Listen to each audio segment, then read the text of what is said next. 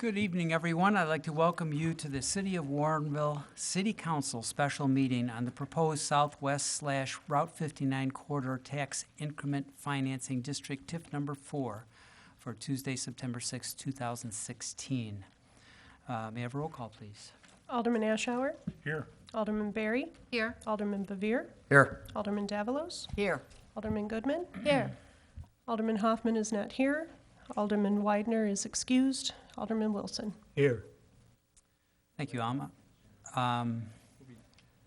Would you please stand as you're able and join me for the Pledge of Allegiance? Pledge allegiance to the flag of the United States of America and to the republic for which stands one nation under God, indivisible, with liberty and justice for all.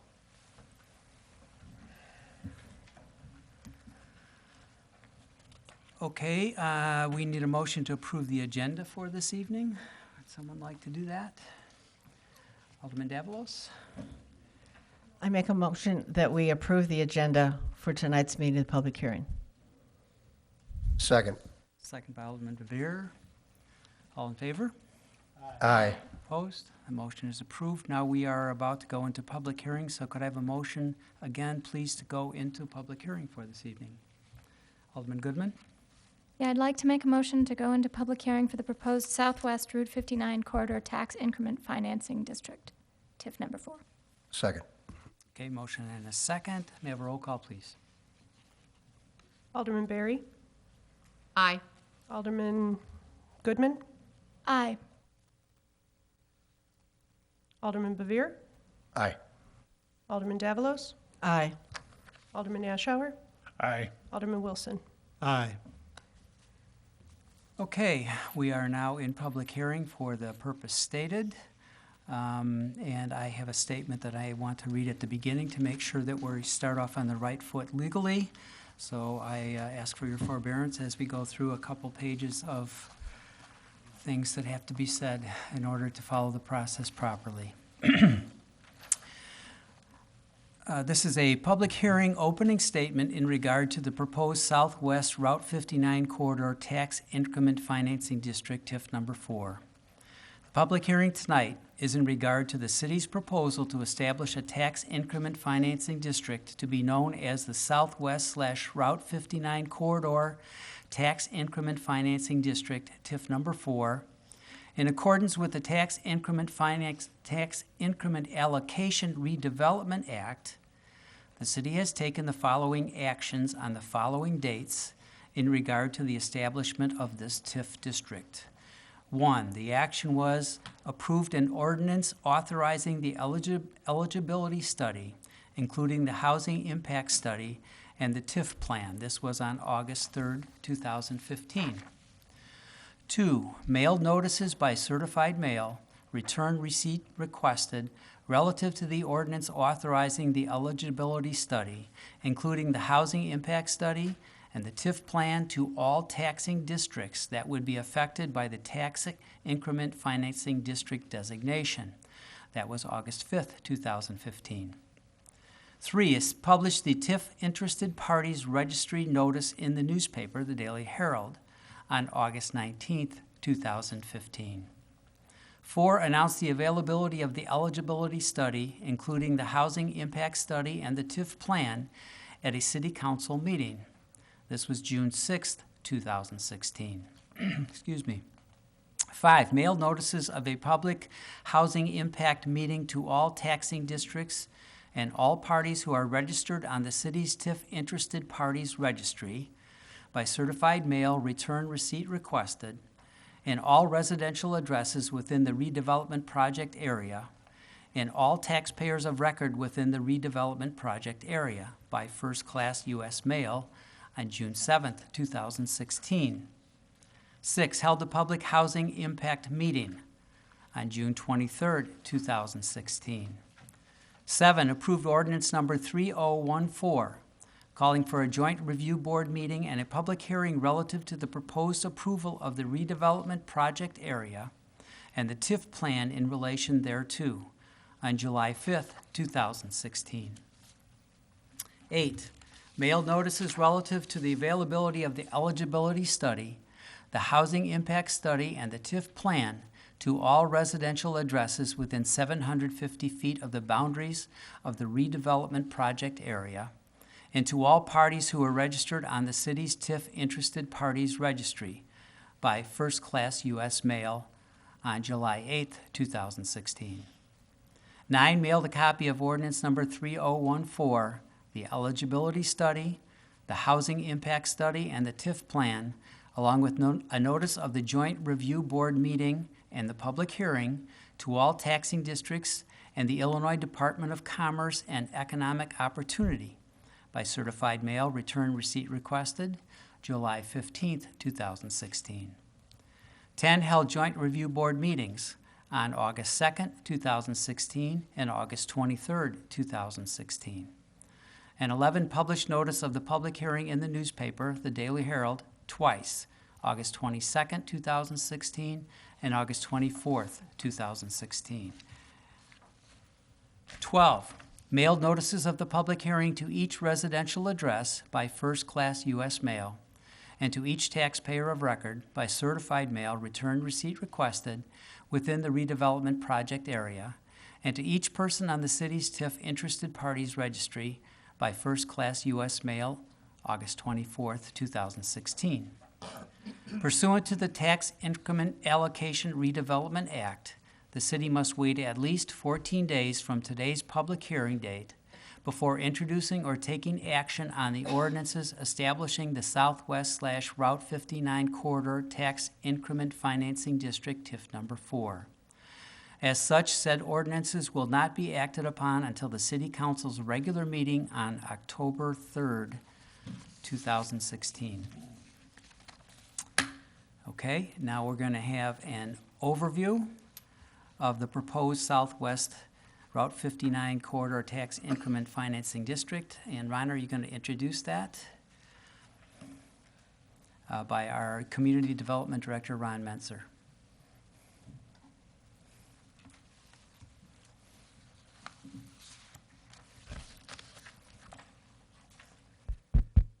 Okay. Good evening, and thank you everybody for attending this meeting.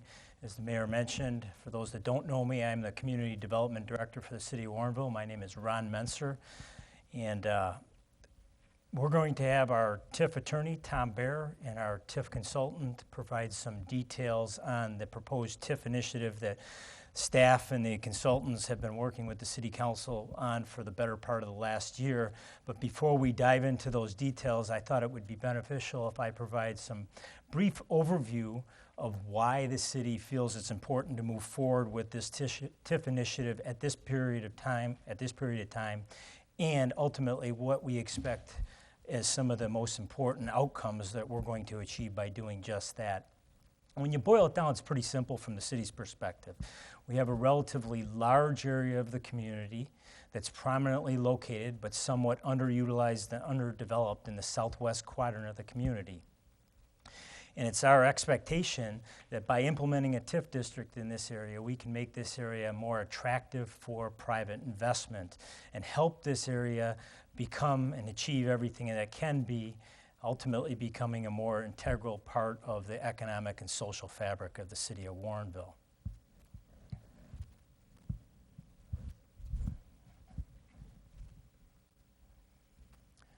Southwest District, Route 59 Corridor, TIF District number 4, scope and existing conditions.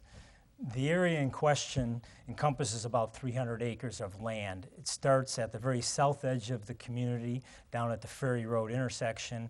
It extends northerly along both sides of Route 59 and encompasses the area of incorporated Warrenville along that section of Route 59, all the way up to just north of Prairie Avenue. Prairie Avenue is the first public street intersection with Route 59 north of Butterfield Road.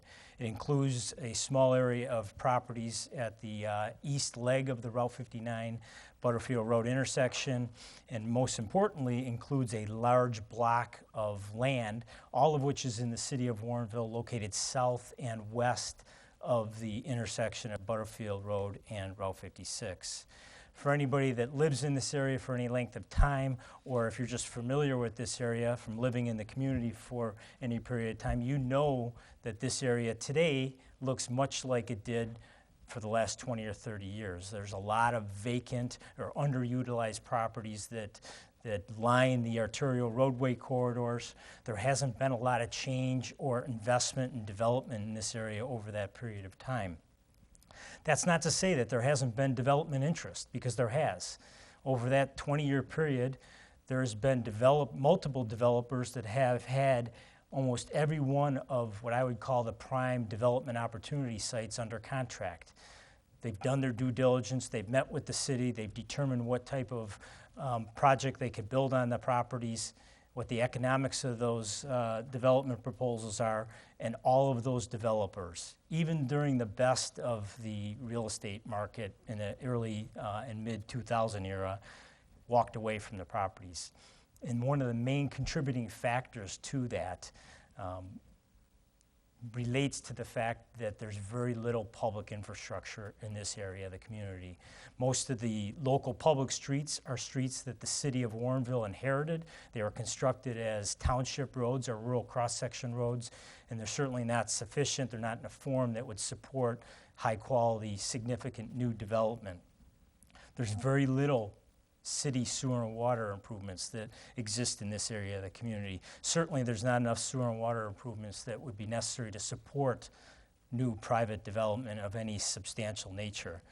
In fact, as part of this process, we've evaluated the public infrastructure needs of this area and determined that there's more than $30 million worth of public infrastructure investment that would be necessary in order to properly serve all of the existing uses in this area and support the type of redevelopment and new development investment the city hopes to attract to this area.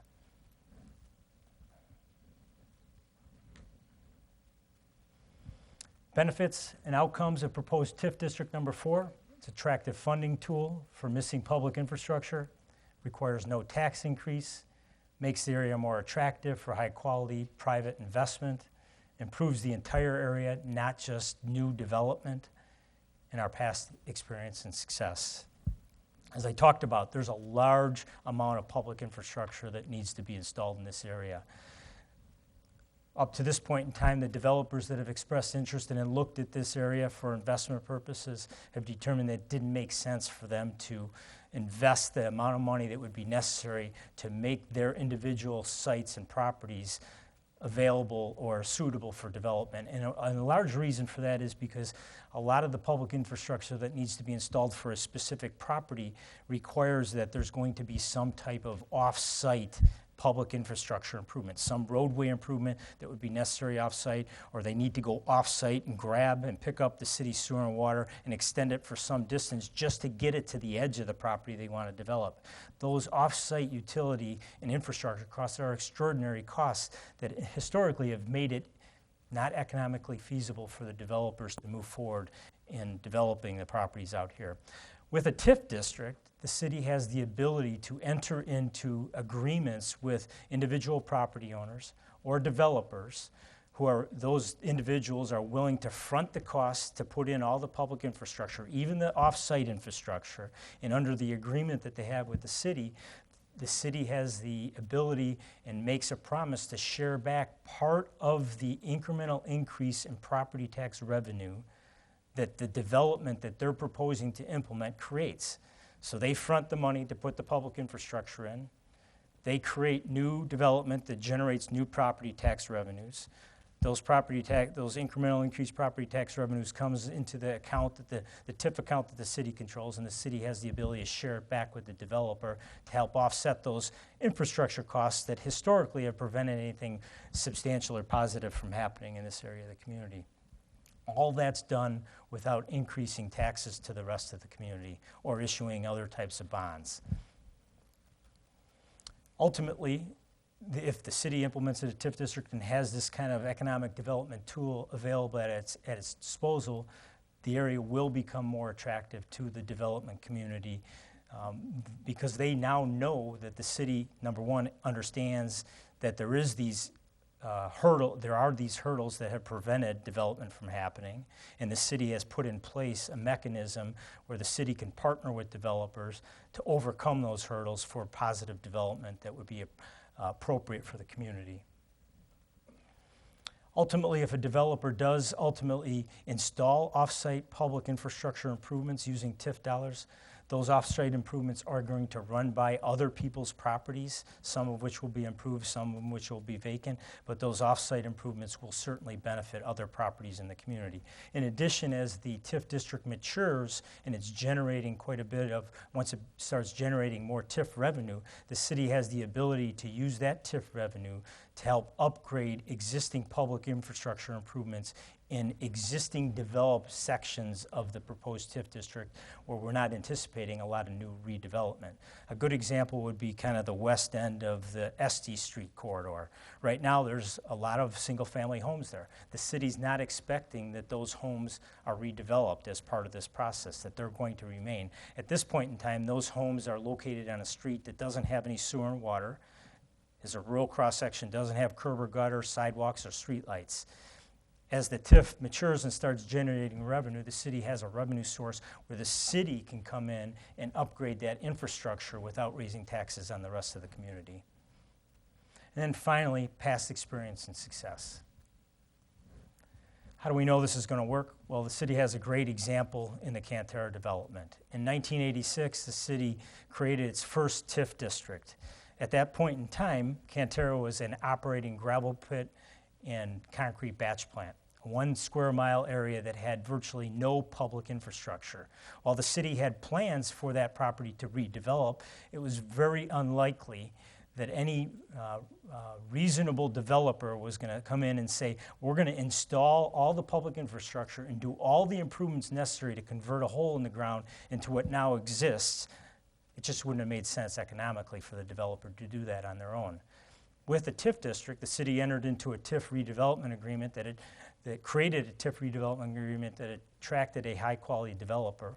That developer came in and invested over $60 million of their own dollars to put in all the public infrastructure that was necessary to support the development that happened out in that project. They did that because they had an agreement with the city under which the city said, you put in that infrastructure, you build buildings that are going to generate new tax revenues. We're going to share part of those new tax revenues back with you to help offset that big investment of public infrastructure costs. Today, Cantera has a market value of about $450 million. Before the TIF was put in place, it had a market value of about $8 million. It's actually the economic lifeblood of the city of Warrenville. That project wouldn't have happened without a TIF district. So I think there's some similarities with that TIF district and what we're trying to accomplish out in the Route 59. This is obviously a little bigger scale, but the fact is that project wouldn't have happened without the city's involvement, the TIF district, and the public infrastructure investment. And we're talking about the same hurdles out in the Route 59 corridor. With that, I'm going to turn it over to Michael Hoffman from Teska & Associates, or Tom, were you going to speak first? And he's going to talk in more detail about the actual TIF redevelopment plan and some of the legal and technical details of that. How do I get out of here?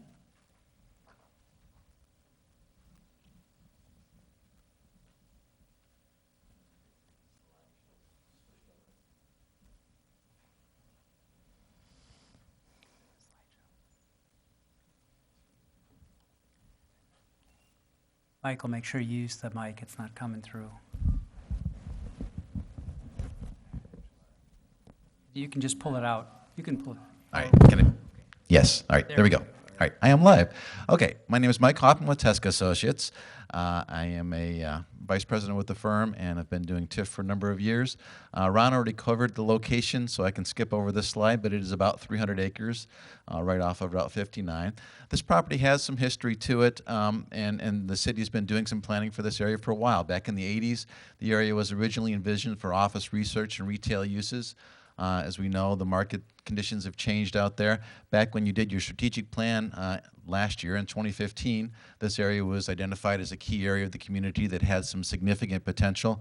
At that time, it was suggested to consider doing a more detailed kind of special area plan, if you will. That was completed earlier this year by our firm.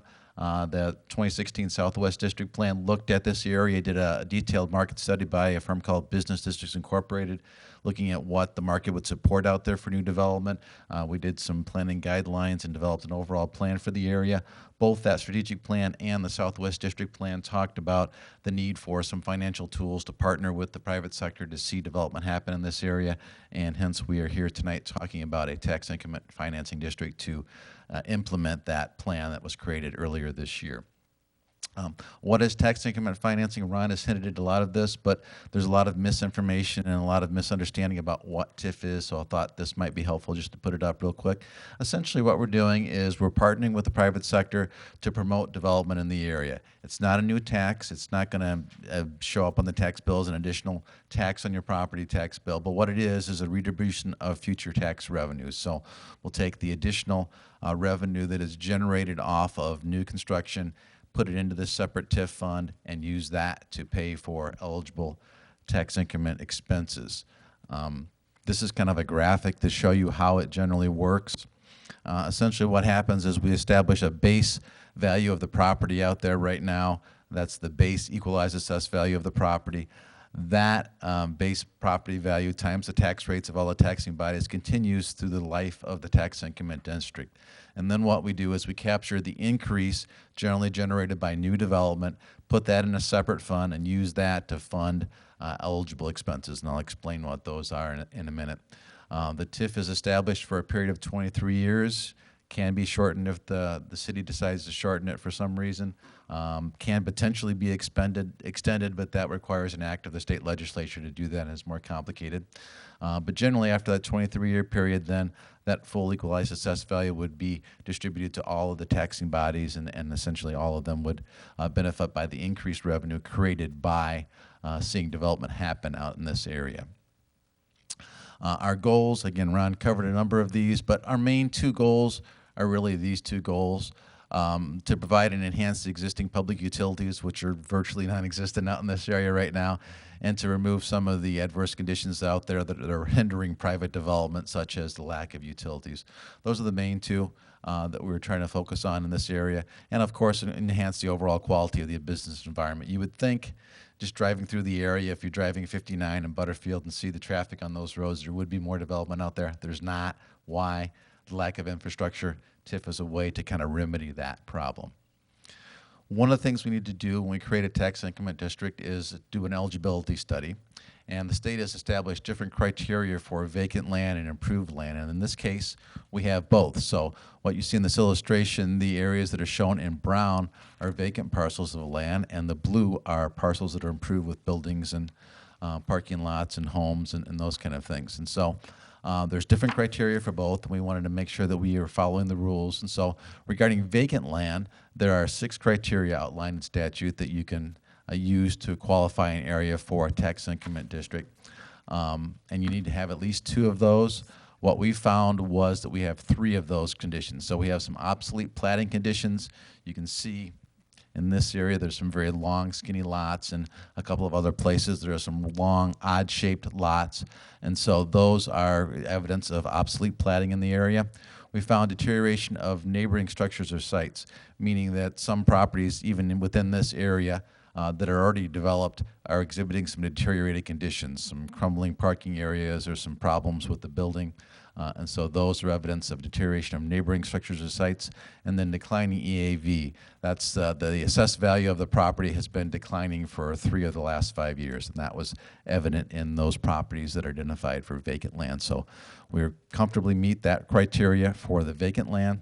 Regarding improved land, there's a number of criteria you can also use.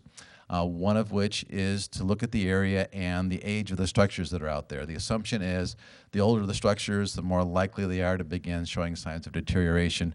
What we found in this area was, in fact, 85% of the structures that are out there are over 35 years, so we meet that threshold. And then we need to find 3 of the remaining 13 criteria present in this area. We actually found 5 of them. So again, deterioration of buildings and surface improvements, roughly 40%, a little bit more than 40% of the buildings and a little bit more than 40% of the surface improvements out in the area did exhibit some evidence of deterioration. Inadequate utilities, we've talked repeatedly about that, but that's clearly evident in this area. Deleterious land use or layout, that refers to the relationship of land uses, and you've got a mix of uses that don't necessarily well transition in this area, and so that was evident here. Again, the same declining equalized assessed value is present here, and then lack of community planning. Now, that one always seems odd because I just talked about the city doing some planning out in this area, but the fact is this area developed prior to having a community plan, and so that's where we meet the criteria. And because of that lack of plan, you get conditions like that obsolete platting and the strange configuration of parcels that we showed you a second ago. So with those 5 criteria present, we clearly think that this area meets the state's requirements for being eligible for a tax increment district. This exhibit just kind of shows you the inadequate utilities. So that they're essentially, if you see a dashed line on this map, it means it's a spot where the city has identified we should have some water or sewer lines, but we don't right now. And you can see that that is extensive throughout the area. So that's clearly evidence of inadequate utilities.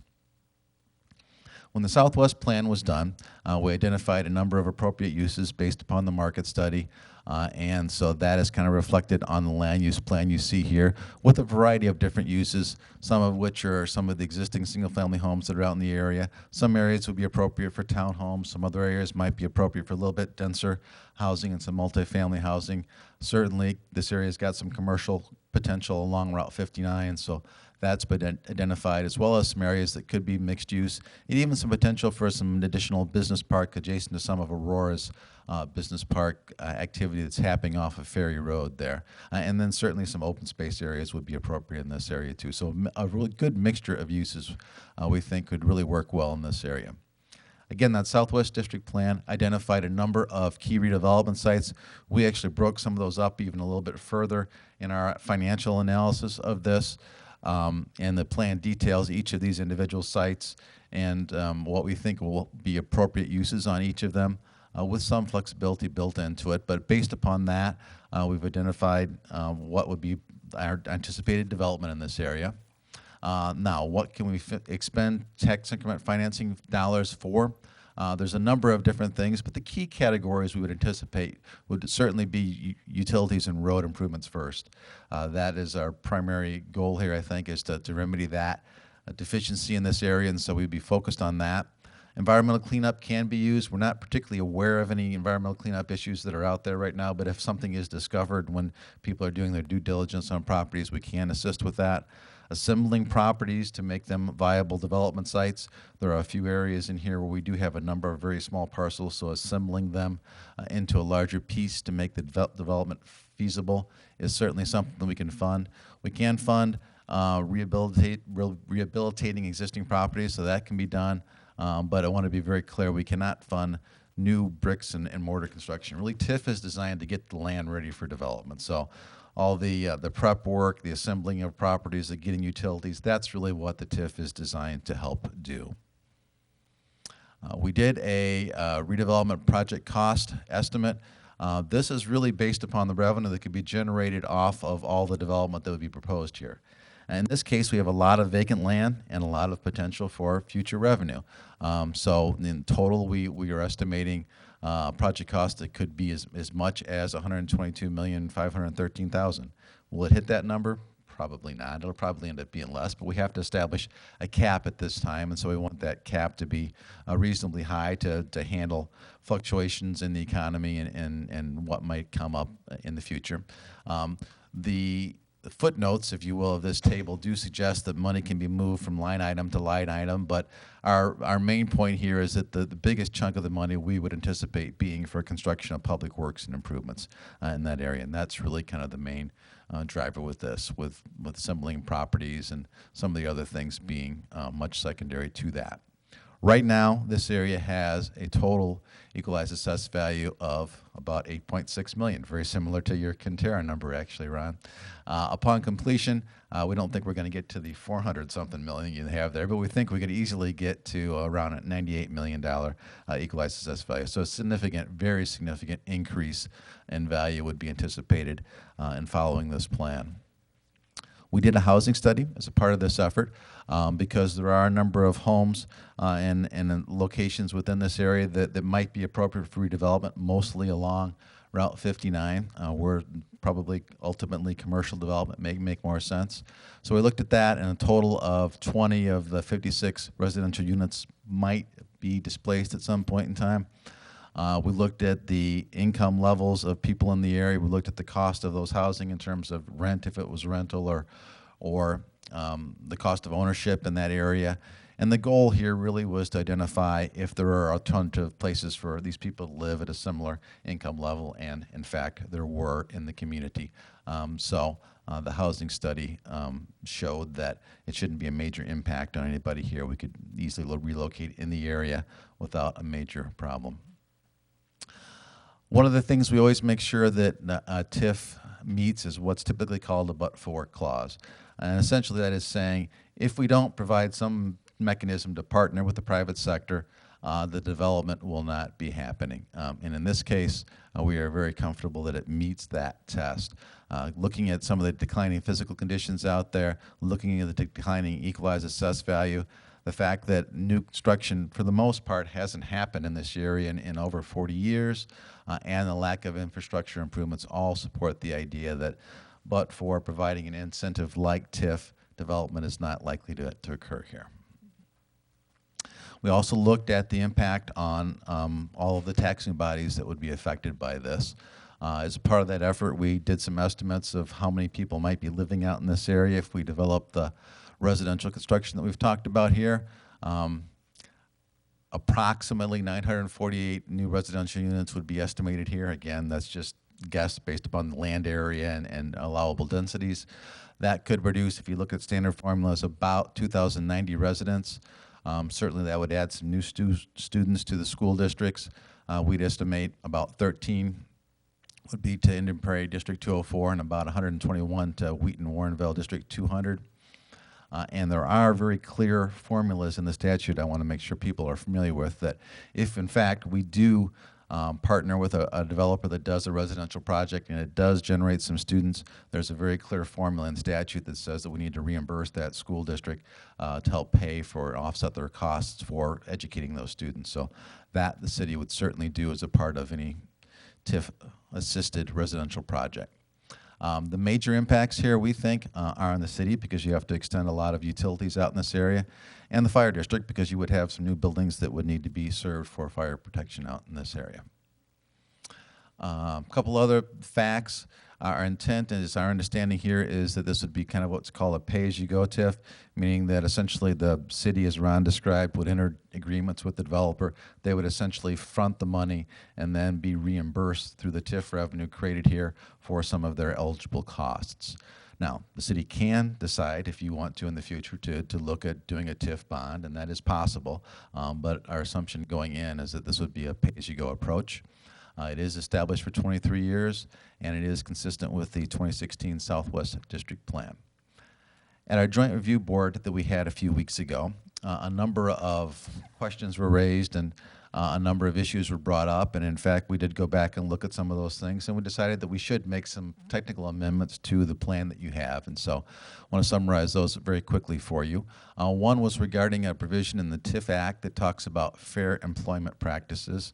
And there's a sentence that I would just like you to read to you to know what has been added to the document. So we've added a sentence to the TIF plan now that says that in carrying out the goals of the redevelopment plan, the city commits to following fair employment practices and, if supported by the facts and authorized by applicable law, an affirmative action plan will be created. So that's kind of required by the TIF Act anyway, but we didn't have that statement in the plan. We wanted to make sure we added that in. Then the next question that came up was how we differentiated between some of the deteriorated property in the area. The fact was we did our original field work for this study actually slightly over a year ago at this point in time. So conditions have changed. Some people have improved some of their properties. Some properties have become slightly more deteriorated. So we went back out and reassessed the area on August 28th. And in fact, some of the properties we did decide were some were marked previously as deteriorated and had been improved now. Some hadn't previously been marked and really were deteriorated now. So we made some modifications to the map. big picture, it didn't make any significant change. We still found over 40% of the surface improvements and 40% of the buildings meeting that deteriorated criteria, but some of them were a little bit different, and so we have suggested changes both to the text in terms of the exact percentage of those numbers and the map where we're showing deteriorated conditions. So we added a note about the date, we changed the map, we changed the percentages for deterioration, and then finally there was a note on page 27 that talked about the area not being subject to growth, and we modified the sentence in that particular bullet point to read that such deterioration shows a clear lack of investment in the project area. It was a little confusing the way it was worded previously, and it made it sound like the deterioration was causing everything. We reworded it just to be clearer and simpler. So those technical changes are being proposed. The city would adopt those prior to proceeding with the TIF, but we wanted to make that clear and those changes clear for you now. So with that, I will conclude my presentation, and Tom says he's good, so we'll turn it back over to you, Mayor. Okay, before we get into the comments section, we'll just go to part 3D, the Joint Review Board meetings and recommendations. I just wanted to note that on August 23rd, the Joint Review Board, by a vote of 7 ayes, 1 nay, and 1 abstention, voted to recommend that the city move forward with the TIF district and approve the redevelopment plan and project in relation thereto, and that a written recommendation in this regard has been received by the city from the Joint Review Board. So officially, we have taken that action as a board. I was the representative for the city on that board. So we'll go to public comment at this point. I appreciate the fact that you've all come out this evening to get an idea of what's going on here. Everyone is welcome to make a comment. We're not going to try to answer questions tonight. If you have questions, feel free to ask them. And hopefully, if they're ones that we can come up with an answer that makes sense, that we can get back to you later on that. But this is a time for you to comment on what you see and what you think. I would remind you that we're talking a long-range plan here, that this is not going to bring change to your neighborhood next week, next month, probably not even next year. This is what we're trying to do is facilitate positive redevelopment of that area over the long term. And I encourage you that every time there is a meeting like this that you attend, I encourage you to stay in contact with your elected officials and with the staff so you know what's going on. Because sometimes, I had change in my neighborhood a number of years ago. It's very unsettling to see change coming. But if you remain engaged with the process, you have the best chance of changing that a little bit in your direction if you find things that you're uncomfortable with. So please do join us when you can. Always, again, feel free to call us, email us, any of the staff, any of the elected officials, if we can make things more clear for you. Again, our intention is positive redevelopment of an area that has not, for many reasons over the decades, redeveloped.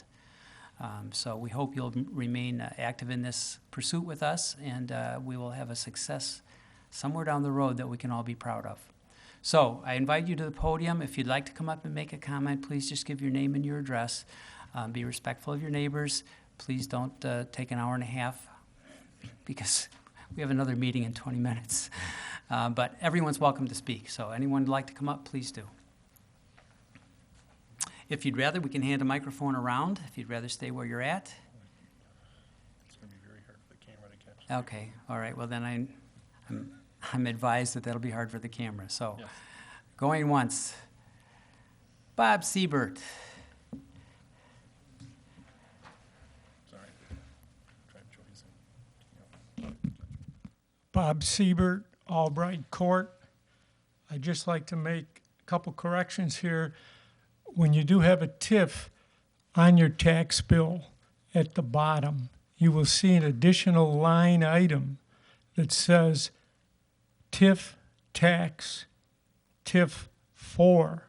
It will appear on every tax bill in the TIF district. This is something that Gary King, when he was the county clerk, instituted so that people could have more information and transparency on what was occurring. The one first comment is comparing this to Cantera, I think is somewhat comparing oranges and apples. Cantera, there was one developer. We had an agreement with one developer. And with even in that, there were many, many confusing arguments on distribution of the dollars. But there was one development. When I look at this layout, won't be one developer. It will be many. They will be fighting not only for the dollars, but who is in line to receive the first dollars and how is it distributed. You have 7 children in your family, try to divide 2 pieces of candy. The other quick analysis, you stated that there would be, at complete build-out, $98 million of EAV. And you are stating that you may spend up to $120 million in expenses. If you have a build-out of $98 million, you will receive about $6.5 million of property tax revenue per year. That means it will take 20 years to pay $120 million that you're putting in a sheet that everybody will be looking at. 20 years. That means that in order to financially state that it is a stable plan, you would have to have this development built out 3 years from today. Everyone in here knows that won't happen. So the key element is to have a plan and to look at what is built, when it is built, and what it will deliver to the city, so you don't spend more than what you're receiving. Issuing a bond, you better remember, the bond companies that issue TIF bonds want you to hold 25% in reserve. So they will make you hold 25%. So that means some of your money is just being held, not being utilized in the TIF. You will build, but it will be a very hard 10 first years when the money isn't coming in and the people are looking at it. Everyone wants it. One individual or a few individual developers in sections would probably be advisable. So I think that the basic concern, it doesn't matter to me because whatever you build will build. I'll just throw rocks from the other side of the prairie path. But the commercial strip, if you look at Cantera, if you look at Naperville, Downers Grove, Lyle, everything around us, high vacancy rates. To believe that you will fill strip malls quickly is certainly questionable. Thank you, Mr. Siebert. Anyone else? Okay. City Council, any comments?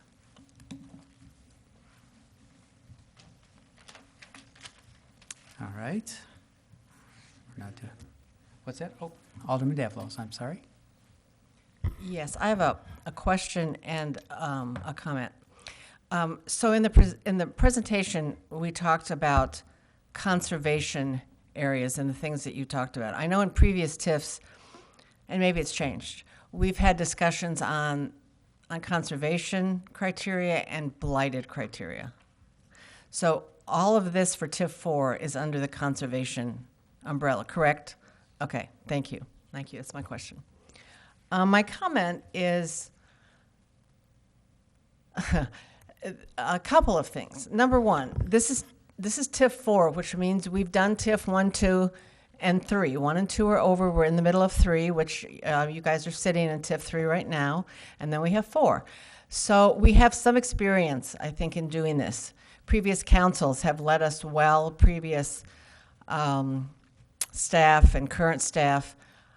It is my understanding, it is not the habit of Warrenville to go after bonds to fund a TIF.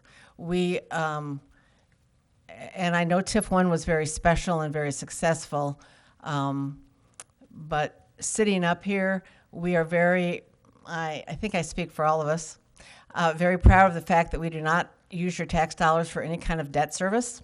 And all of us have listened to you and know that you do not want to carry debt. And so I can talk for myself, but I think I talk for others that issuing bonds to do this TIF, I think we know how to do it without doing that.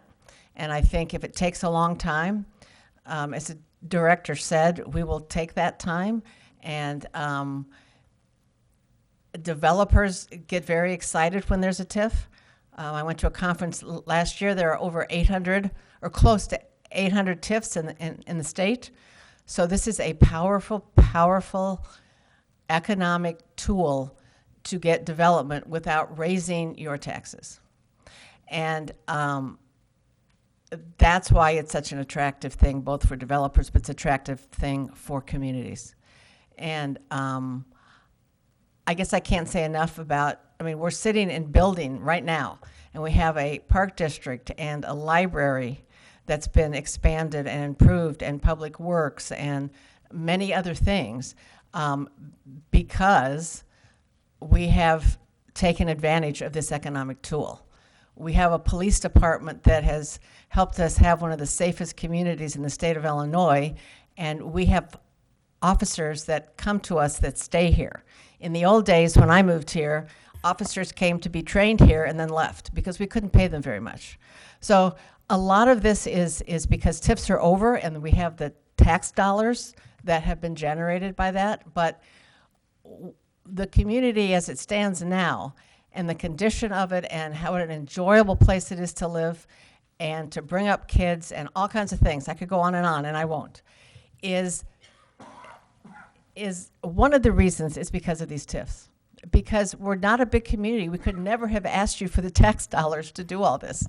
We had to have another way, and this is another way. And I think a lot of the feedback we got in the strategic plan was that people wanted some more controlled and appropriate development on Route 59 and that corridor out there. And they wanted places to go, and they wanted it to look nice, and they wanted when people drove through to say, oh, we're in Warrenville now. This is a really nice place. So for lots of reasons, I think these TIFs have worked for us, and we have not gone into debt for our TIFs. So I just kind of wanted to reassure you. I wanted to say some of those things and kind of to let you know that nobody has any plans to go in debt to do a TIF. But anyway, that's all. Thank you, Alderman. Alderman Goodman. Yes, I've been thinking about some of the math that we just heard from the resident who spoke, and one of the reasons that math was so wrong is that a TIF is about a lot more than just property taxes. When you look at the city's tax revenue, property taxes are only the 5th highest source of revenue to our general fund. When you talk about infrastructure that has to be built in our community, for example, let's say a water and sewer extension, we're actually required by law to pay for water and sewer expenses out of the water and sewer fund, which has to be paid from user-generated fees. You can't use property taxes for that purpose. So when you're talking about the bigger picture of how much money might be spent on infrastructure in something like a TIF district and how the city would recoup that money, there's a lot of ways besides property taxes. We have food and beverage taxes that would probably be enhanced by adding new residents and new commercial developments to this area. We have use taxes of various types. When we're talking about improving the infrastructure in the area. If a developer comes in and wants to build a building in an area that doesn't have water service, they're going to have to pay for that water extension. They're going to have to pay tap-on fees. The idea that this is all coming out of some 20 years of property taxes and can only be paid for by TIF funds is just a very small slice of the whole picture. And so I think the people who have studied this and the consultants that have provided us information about it and the staff that have provided you with presentations, they're looking at the bigger picture, the whole puzzle of these many interlocking little pieces that makes a city function, that allows a government to provide the many different sorts of services that we try to provide successfully. And I think that when you look at the bigger picture and all the different puzzle pieces and don't focus quite so myopically on property taxes, you can see some of the greater benefits of a plan like this. Thank you. Thank you, Alderman. Alderman Hoffman? Yeah, my concern is, as it always been, is our county clerk says it does raise our taxes. And I believe at the hearing, didn't the TIF attorney also relay that it also raises taxes? I'll have to get the minutes of the meeting. I haven't seen him come by me yet. But one of the concerns about this is also, as Mr. Seibert has stated, is to think that this TIF is going to be all built out in 3 years, or that the whole area will be built out even in 20 years is probably not realistic. So you got to wonder how much TIF dollars will actually come out of there to fund it, and how much we're going to have to, what the overall picture would be. The point that sticks with me is our county clerk is saying that they do raise overall property taxes outside the TIF and also inside the TIF, and that's why I'll consistently vote no on this, just for that reason. Thank you. Okay, anyone else?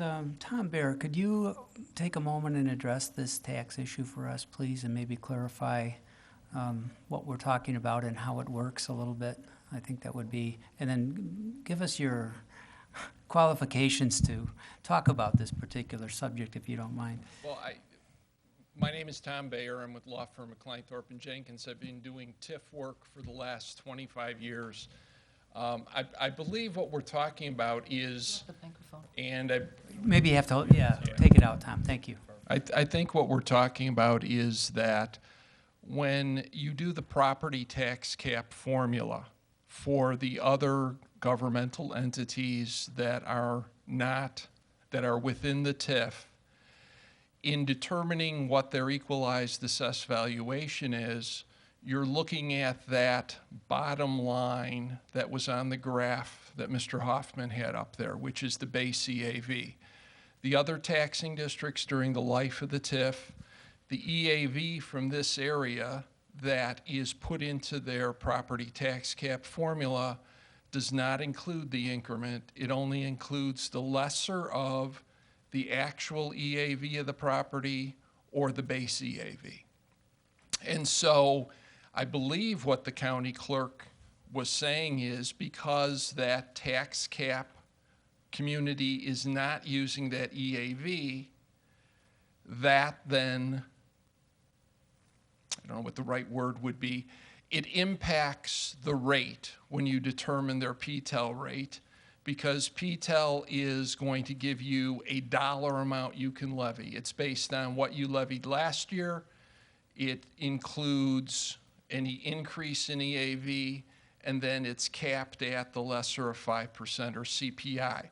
When that formula is being done, the increment in a TIF district is not included in that formula, and as a result, that can result, I believe, and I haven't done the calculations myself, but it could result in a minor fluctuation in the rate that is applied.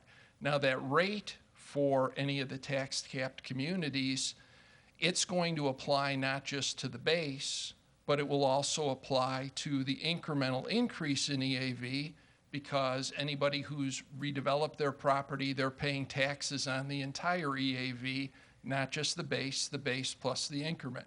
And so when that tax rate is applied to both of those, that is what's generating the tax. So I believe, without having studied it, That's what Mr. Seibert has referred to and what Alderman Hoffman was referring to when the county clerk was commenting on it. And that effect is spread out over the entire TIF district, the entire community? How does that work? That would be the case, in other words, because if the school district, let's take School District 200, they get a property tax cap limiting amount.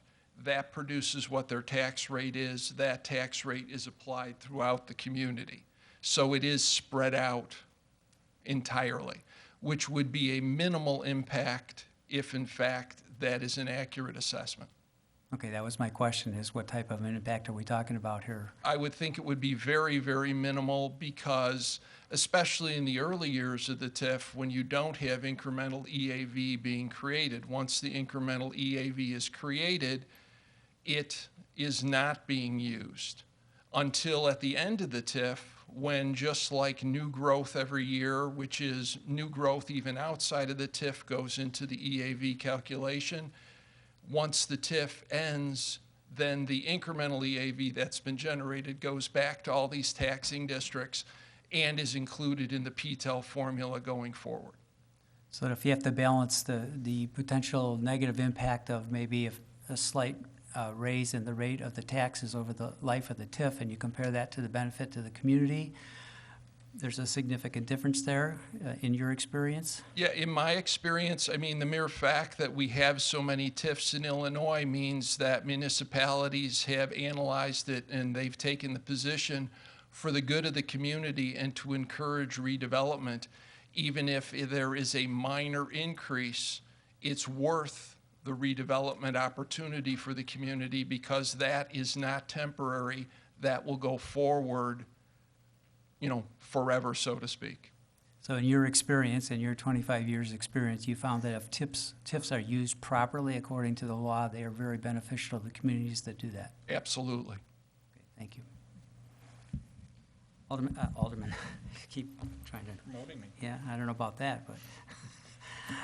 City Administrator Coakley. Thank you. I just wanted to add one clarification to the comment, and certainly Tom Bear is right, spot on. He's the legal expert here of TIFs.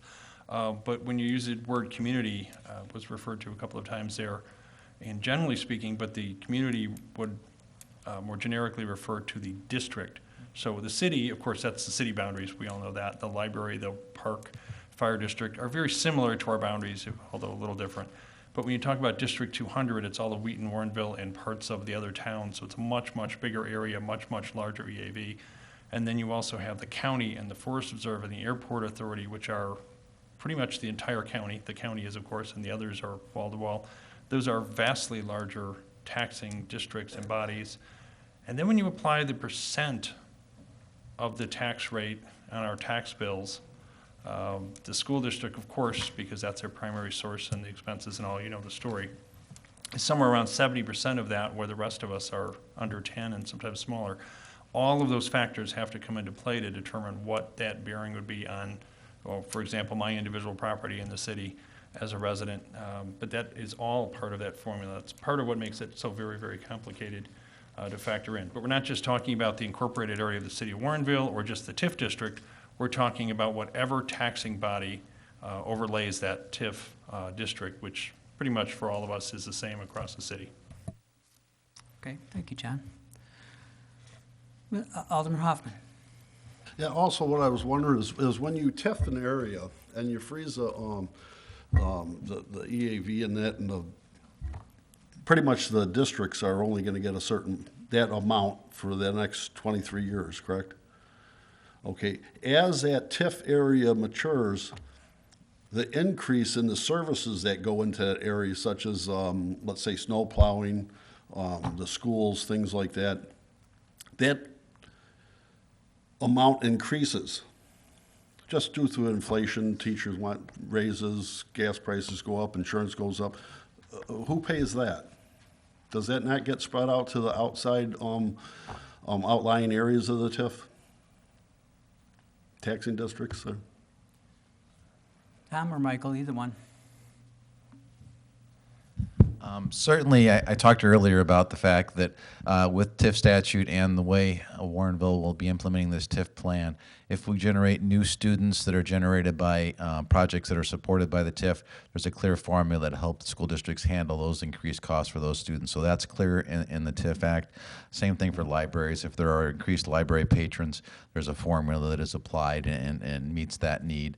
And then I will also say that the TIF is going to be administered by this village board or the city council, and so going forward, you guys are going to make decisions every year in terms of how that TIF fund is allocated. And if you decide that there's surplus revenue in the TIF and you want to allocate that back to the taxing districts, you have that option to do that if the funds are there. So there are mechanisms within TIF to reimburse any extraordinary costs like that. As far as road maintenance and that, so that's something we could do in-house, and we wouldn't have to have the state statute changed? Well, let me be clear on that. If you decide to declare it as surplus, it's going to be allocated to all the different taxing bodies, not just the city. So you can't just say, we as a city want to repair roads out here, we're going to do it, but we're not going to allocate it back to the other groups. There has to be following the rules essentially and equally based upon the tax rate allocated back to the taxing districts. Now, with a road improvement though, or a public infrastructure thing, that is a little bit different. So you do have some latitude with that. So going back, I guess, and rephrasing, with a road improvement like that, yes, you could proceed to do that. With some other things, you couldn't. Well, no, I'm just speaking as far as just general road maintenance, plowing it every winter, things like that. The costs of those go up, and the only way I could see those costs would be taken care of is the people outside the TIF would have to pick up the extra expense. Basically, the TIF is designed to handle capital costs, so it wouldn't be designed to handle plowing issues like you described. Okay, thank you. Okay.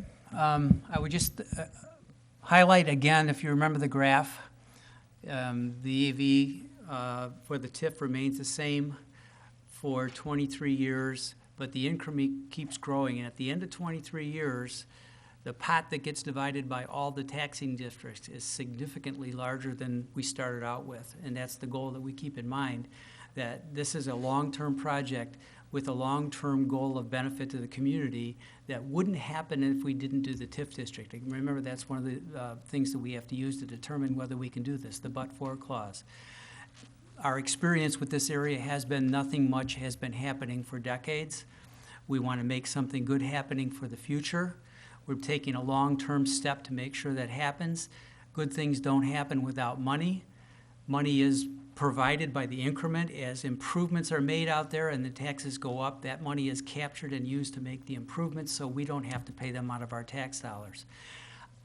Can you identify some costs that we have to absorb as a community as the TIF matures? Sure. The question is it worth it? The short-term sacrifice that we make as a community to make this happen, is it worth the long-term gain of a successful TIF that now has an area that's worth 5, 10, 15, 20 times what it was worth when we started, which is a benefit to all of us. So these are things that you can think about. Do come back again next time we talk about this. You're all welcome. And again, if you have questions, please don't hesitate to get a hold of us. Tom, do you have additional comment? The one last thing I wanted to say was Mike Hoffman had talked about technical changes that needed to be made to the plan. The statute does allow for that to occur at or after the public hearing, but before you adopt the 3 TIF ordinances.